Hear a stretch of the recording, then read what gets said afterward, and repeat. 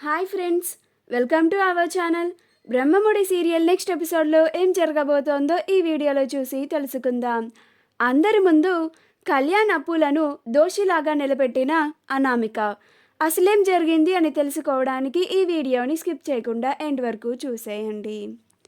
Media వాళ్ళు కళ్యాణ్ అప్పులను తప్పుడు ప్రశ్నలు అడుగుతుంటే ఆ ప్రశ్నలని కావ్య విని వాళ్ళకి సమాధానం చెప్పి, అసలు మీకు ఈ ఇన్ఫర్మేషన్ని ఎవరిచ్చారేమో నాకు తెలియదు, కానీ మీరు చాలా రాంగ్ ఇన్ఫర్మేషన్ని తెలుసుకొని వచ్చి ఇలా క్వశ్చన్స్ అడుగుతున్నారు, దయచేసి మమ్మల్ని ఇబ్బంది పెట్టకండి అని కళ్యాణ్ అప్పులను అక్కడి నుంచి తీసుకొని వచ్చేస్తూ ఉంటుంది.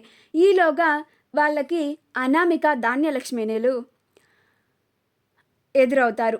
అప్పుడు అనామిక, చూసారా అత్తయ్య, మీ కొడుకు భాగవతం నేను చెప్తే మీరు వినలేదుగా అని అంటుంది. ఈలోగా మీడియా వాళ్ళు వాళ్ళకు నచ్చినట్లుగా ప్రచారం చేసుకుంటూ ఉంటారు. అప్పుడు ధాన్యలక్ష్మి, అనామిక, ఇక్కడ కాదు మనం మాట్లాడుకోవాల్సింది, మనం ఇంట్లో తేల్చుకుందాం పద, ఇక్కడ మీడియా వాళ్ళు అంతా ఉన్నారు అని అనామికని అక్కడ నుంచి ఇంటికి తీసుకొని వచ్చేస్తుంది. కావ్య కూడా కళ్యాణ్ అప్పులను ఇంటికి తీసుకొని వస్తుంది. అక్కడ కళ్యాణ్ అప్పులను అనామిక అందరి ముందు దోషిలాగా నిలబెడుతుంది. అప్పుడు ఇంట్లో ఉన్న సభ్యులంతా మీడియాలో వచ్చిన వార్తను చూసి వస్తారు. కనకం, మూర్తిలు కూడా ఏదైతే అది అయ్యింది, ఇవాళ ఏదో ఒకటి తేల్చేయాలి అని కోపంగా దుగ్గిరాల వారి ఇంటికి వస్తూ ఉంటారు. అనామిక కళ్యాణ్ అప్పులను అందరి ముందు దోషిలాగా నిలబెట్టి, ఇప్పుడు చూసారా అందరూ, ఇన్నాళ్ళు నేను చెప్తే ఏ ఒక్కళ్ళు వినలేదు, వాళ్ళిద్దరి మధ్య ఉన్నది పవిత్ర స్నేహం, అది ఇది అని చెప్పి నా నోరు మూయించారు, ఇప్పుడైనా మీ అందరి కళ్ళు తెరుచుకున్నాయా అని అంటోంది. ఈ అప్పు వల్ల ఈ ఇంట్లో ఎన్నో గొడవలు వస్తున్నాయి అని అంటోంది. అప్పుడు ధాన్యలక్ష్మి, కళ్యాణ్, మీరిద్దరూ ఇలా హోటల్లో దొరికిపోతే ఏమనాలి మిమ్మల్ని, మీ మధ్యన ఎలాంటి సంబంధం ఉందని అనుకోవాలి అని అంటుంది. అప్పుడే కనకం వచ్చి, నువ్వన్నదే అనుకోవాలి అని అంటుంది. అప్పుడు అనామిక, నేనన్నదే అంటే మీరేమన్నా అడిగారా అని అంటుంది. అప్పుడు కనకం, అంత క్లారిటీగా తెలుస్తుంటే ఇంకా అడగాల్సిన అవసరం ఏముంది అని కనకం కోపంగా అంటుంది. వీళ్ళు ఇలాగ గొడవలు పడుతూ ఉంటే రాజ్ అప్పటికి ఇంకా ఉండపట్టలేక, ఆపండి అని అంటాడు. ఏంటంటే మీరు కూడా వాళ్ళతో కలిసి, మీకు బాగా తెలుసు కదా అప్పు కళ్యాణ్ల మధ్య అలాంటి సంబంధం ఏమీ లేదు అని అంటాడు. అప్పుడు కనకం, నాకు తెలుసు బాబు, కానీ ఈ దుర్మార్గులందరూ నా కూతురి పైన ఈరోజు ముద్ర వేసేశారు, ఇప్పుడు నా కూతురి జీవితం ఏమిటి అని బాధపడుతూ ఉంటుంది.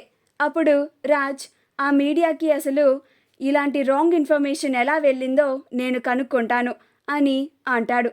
అప్పుడు కనకం, అది అంతా కాదు బాబు, జరగాల్సిందంతా జరిగిపోయింది కదా, నా కూతురికి కళ్యాణ్ బాబుకి ఏదో సంబంధం ఉంది అని ఆ మీడియా మొత్తం తప్పుడు ప్రచారాన్ని చేసేసింది కదా, ఇక ఈ ప్రపంచం నా బిడ్డ పైన ఎలాంటి ముద్ర వేస్తుందో అందరికీ తెలుసు కదా అని బాధపడుతూ ఉంటుంది. ఎందుకనయ్యా ఎప్పుడు ఇలా నా బిడ్డకే జరుగుతూ ఉంటుంది అని బాధపడుతూ ఉంటుంది. అప్పుడు అనామిక, ఇప్పుడు కల్లారా వాళ్ళిద్దరి గుట్టు చూశాక కూడా మీరు ఇలా ఎలా మాట్లాడగలుగుతున్నారు అని అంటుంది. అప్పుడు రాజ్, అనామిక, అసలు నీకు వాళ్ళు అక్కడ ఉన్నారని, మీడియా వీళ్ళంతా వచ్చారని చెప్పింది ఎవరు అని అంటాడు రాజ్. అప్పుడు అనామిక, నాకు ఇన్ఫర్మేషన్ ఎలా తెలిసింది అన్నది కాదు, వీళ్ళిద్దరూ అక్కడ రెడ్ హ్యాండెడ్గా మీడియాకి దొరికిపోయారా లేదా అన్నదే ఇక్కడ మాట్లాడాలి. నాకు ఇప్పుడు న్యాయం జరగాలి. ఈ కళ్యాణ్ నన్ను మోసం చేశాడు, నన్ను మోసం చేసి ఇప్పుడు అప్పుతో రెడ్ హ్యాండెడ్గా హోటల్లో దొరికిపోయాడు అని అంటుంది. అప్పుడు కనకం, ఏ అమ్మాయి అబ్బాయి హోటల్కి వెళ్తే ఇంకా అదే పనేనా అని అంటోంది.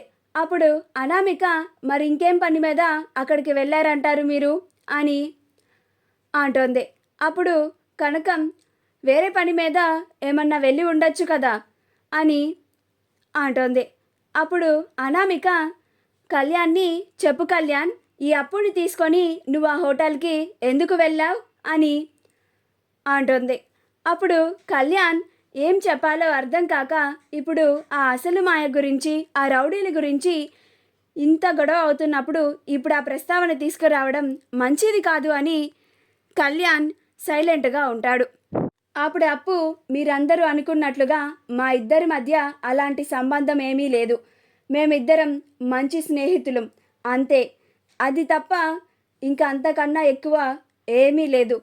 మీరంతా అనుకున్నది మీ భ్రమ అని అంటుంది. అప్పుడు అనామిక నువ్వు నీ మాయ మాటలు ఆపవే అని అంటుంది. అప్పుడు స్వప్న నీకు ముందే చెప్పా, ఒక్క మాట నా చెల్లిని ఏమన్నా అంటే మాత్రం అస్సలు ఊరుకోను అని స్వప్న అనామిక మీదకి వస్తూ ఉంటుంది. అప్పుడు స్వప్నని కావ్య ఆపుతుంది. అప్పుడు కావ్య ఏంటక్క నువ్వు ఆగు అని అంటుంది. అప్పుడు స్వప్న మరేంటే ఎంత ధైర్యం ఉంటే అప్పు మీద అన్నీ అబండాలు వేస్తుంది అని కోపంగా ఆ అనామికని అంటూ ఉంటుంది. అప్పుడు కావ్య అక్క ఇప్పుడు వద్దు, ఆవేశం తగ్గించుకో అక్క, ప్లీజ్ అక్క అని స్వప్నని బతిమిలాడుతూ ఉంటుంది. అప్పుడు స్వప్న నేను నీలాగా మౌనంగా నుంచొని చూస్తూ ఉండలేను కావ్య అని అంటుంది. అప్పుడు కనకం ఈ కళ్యాణ్ బాబుని నా కూతురితో మాట్లాడొద్దు, మా ఇంటికి రావద్దు అంటే అస్సలు వినడు. ఇప్పుడు చూశారుగా నా కూతురి పైన ఎంతటి ముద్ర పడిందో. ఇప్పుడు నా కూతురి జీవితం ఏం కావాలి? ఇక దాన్ని ఎవరైనా పెళ్లి చేసుకుంటారా? ఇంత పెద్ద నింద పడ్డాక మేము ఎలా తలెత్తుకొని తిరగాలి అని బాధపడుతూ ఉంటుంది. అప్పుడు ధాన్యలక్ష్మి ఇలాంటి కూతుర్ని కన్నందుకు నువ్వు తల దించుకొనే బతకాలి కనకం అని అంటోంది. అప్పుడు ఇందిరాదేవి ధాన్యలక్ష్మి ఏం మాట్లాడుతున్నావు నువ్వు, మాట సరిగ్గా రానివ్వు అని అంటోంది. అసలు ఇలాంటి తప్పుడు సమాచారం మీడియాకి ఎలా వెళ్ళిందో రాజ్ కనుక్కుంటాను అన్నాడు కదా, అది తెలియగానే ఇదంతా మాట్లాడదాం అని అంటోంది. మా వీడియో కనుక మీకు నచ్చినట్లయితే లైక్ చేయండి, షేర్ చేయండి, మా ఛానల్ని సబ్స్క్రైబ్ చేసుకోండి, పక్కనే ఉన్న బెల్ ఐకాన్ని క్లిక్ చేయడం మాత్రం మర్చిపోకండి.